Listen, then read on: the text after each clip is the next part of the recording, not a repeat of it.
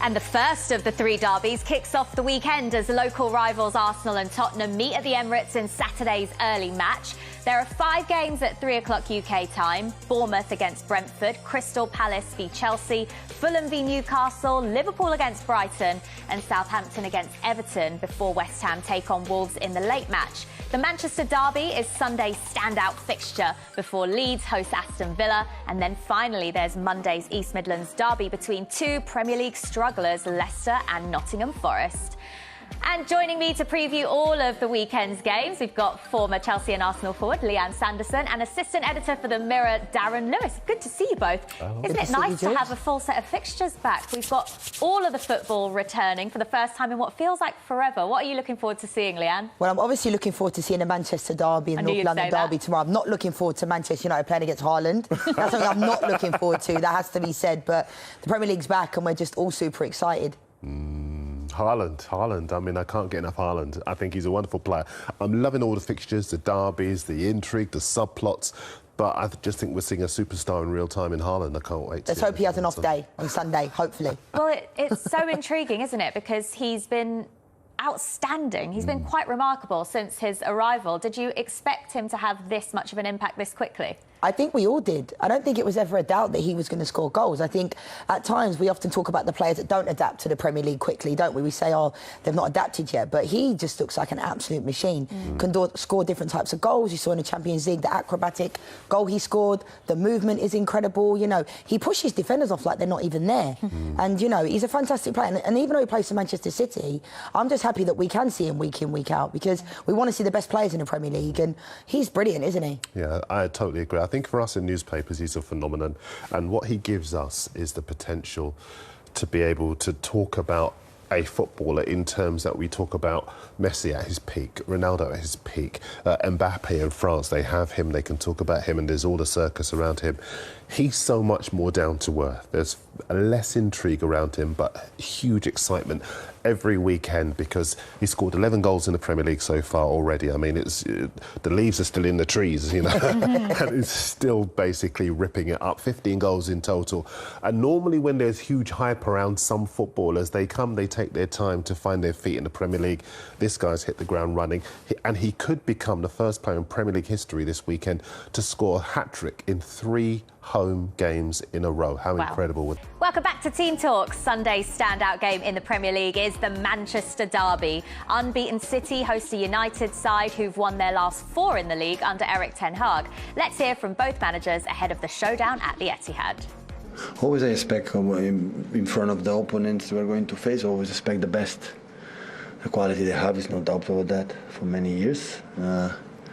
And they come with very good results, tough sides, because winning in Southampton always not easy, but especially Liverpool and Arsenal at home. So, and yeah, good momentum for them.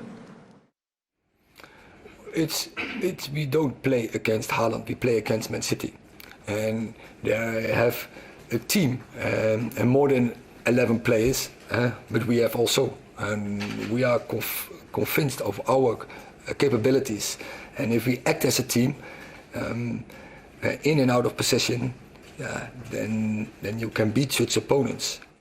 Well, it is always a massive game, the Manchester derby, and this one feels extra special for some reason, with a new manager in charge at Manchester United, a good run of recent form as well, Leanne. How much of a statement would it be if Man United were to manage to beat City? Yeah, absolutely. I mean, I was sitting here a month ago kind of saying I didn't know when Manchester United's first win was going to come from. I went to the Brentford Community Stadium as a fan.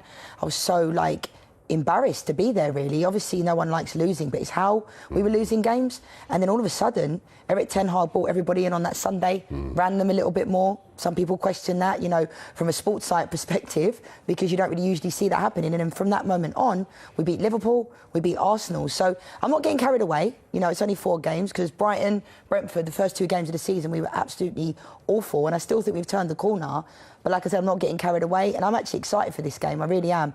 Apart from Haaland playing, who concerns me, as I said. I'm going to have sleepless nights about this till Sunday.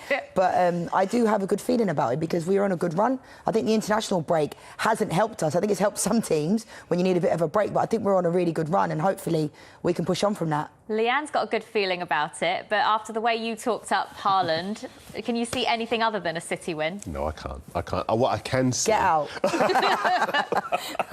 I can see a closer game because I do agree with Leanne. This is a different United side. 4 of the last 5 games they've won. Actually, to be fair to them, 5 of the last 6 they've won, if you put in the European game as well. But also when I look at the United side, he's taken the big calls. He's taken our friend Ronaldo out of the starting lineup. He's taken Maguire at the starting lineup. You guys mates with him? We know. I was defending Ronaldo with my life with Darren and Righty the other week on the show here. And yeah, you did defend him quite a lot. But you can see they've improved for him not being in the side. Yes, I agree with that to a certain degree, but I think Harry Maguire not being in the lineup and Martinez and Varane have been a major catalyst because you can see it's almost like they look like Bonucci and Chiellini. They're going for a tackle, they're hitting each other. Do you know what I mean? That kind of fight you see. It doesn't always have to take a goal to be a turning point in a game, and they seem like they have a Malacia coming in. I think they've been great additions to the team. And I tell you what's quite interesting, for all the people who are watching who might think, well, you know, we've been talking about Haaland, he's going to steamroll the Martinez at centre-half. When Martinez played at Ajax, their record against Dortmund, Haaland's Dortmund, was very good. And I think there were 3 matches where Haaland didn't score. So that would give some United fans some cause for optimism. I like that stat, Darren. I thought I'd, you know, maybe make it up to you a little bit. But I just think in general terms, this is a very, very different Manchester United. Before the international break, before this run of form, I would have said no way top 4. Since he's made the big calls and they've been playing better, more energy, more fight, knife between their teeth kind of football, I think this United side are really going to give a good account of themselves this season. It'd be interesting to see as well if Casemiro, you know, gets a start, because since he's come along, Scott McTominay, who I never thought I'd say, has been absolutely brilliant. You know, and Casemiro can't seem to get in the team. So I'm hoping that he can get a start on Sunday, because I think we need players like Casemiro in that lineup, because he plays in big games. You know, he's won the Champions League, he's played on the world stage, and I think we need these types of players that know how to win games. So hopefully, would you play Casemiro and Fred together like they do for their national side, or would you play Casemiro as a pivot, Bruno Fernandes and Christian Eriksen, so that you've got more flair, no one with Fred, Darren. Anybody other than Fred in that 11. No disrespect to Fred, but no, because when they play together, it's too defensive. So I'd play Eriksen. I love that you say brilliant. Say no disrespect, but never Fred. No. And any Manchester United fan will tell you the same. You know, McTominay and Fred in the midfield. No disrespect. Doesn't work. I never want to see you play for Man United again. No, but I think any Man United fan will say, you guys are killing me, but like, you know, any Man United fan will tell you the same thing. Why are we playing McTominay and Fred? You know, we don't need... And Eriksen has been great since he's come in, and a lot of people said, oh, you know, Eriksen, he's old, he's not going to be able to do this. But if he would have gone to anyone other than Man United, I feel like everyone would have been saying how great he was. I love you, Fred.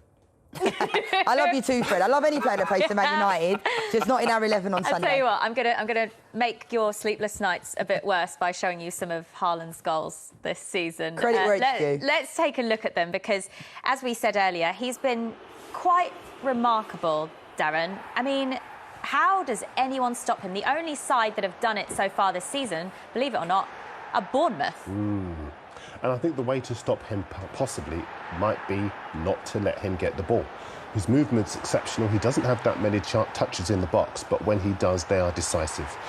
And if they, for all his movement, if they can starve him off the ball, then they have a chance. And that's why I would be joking about a second ago, but maybe that might be United's best route to success, to play a very defensively minded side with lots of discipline to prevent that combination between the creativity of an Eriksen and the cutting edge of a Haaland. He scores all kinds of goals. He's so confident at the moment. 11 so far in the Premier League so far this season, and we are only just entering October. I think it's also okay not touching the ball. Remember in his first game he got 11 touches on the ball and he still scored, you know, and he's that type of centre forward. You do have to cut off the supply. I mean, Manchester City have so many top players, Bernardo Silva, De Bruyne, you know, Foden, Cancelo. The assists he's got this season have been unbelievable. So it's difficult to cut off that supply, because if you mark De Bruyne, they're just going to pass it to Gundogan. So they just have that strength. But what a player Haaland is. As a striker, what do you admire most about him? I think his ability to be patient.